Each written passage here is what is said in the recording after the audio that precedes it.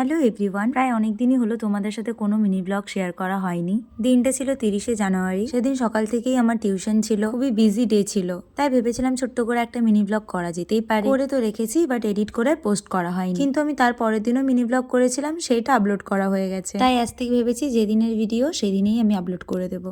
আর কিছুক্ষণ আগে যে বিড়ালটাকে দেখলে, ও আমার সাথে সাথেই ঘুরছিল। নিজে টিউশন পড়ে এসে বসেছি টিউশন পড়াতে।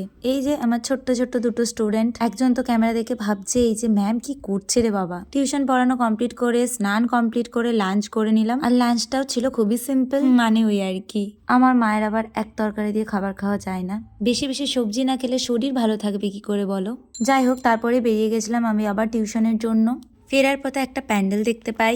এটা ছিল সরস্বতী পুজোর প্যান্ডেল, যেটা খোলা হচ্ছিল। এই প্যান্ডেলটার থিম ছিল নেতাজি সুভাষচন্দ্র বসু। তার জন্মদিনের দিনেই যেহেতু সরস্বতী পুজো পড়েছিল, তো এই প্যান্ডেলটা হয়তো সেই উপলক্ষে করা হয়েছিল। সরস্বতী পুজোর দিনে আমি এদিকটাতে এলেও কোনো কারণবশত হয়তো এই প্যান্ডেলটা আমি মিস করে গেছি।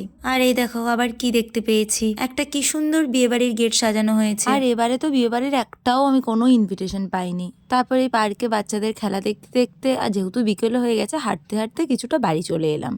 বাড়িতে এসে ফ্রেশ হয়ে সন্ধে দিয়ে দিলাম। আর চলো তোমাদেরকে আমার গোপাল সোনাদের দেখাই। আমাদের বাড়িতে 3টে গোপাল, আরেকজন গোপাল আছে, এখন টোটাল 4জন। আসলে আমার পিসির বাড়ির এক গোপাল মামা বাড়িতে এসছে, এখনো 1 বছর আমাদের বাড়িতেই থাকবে। মামা বাড়ি ভারী মজা।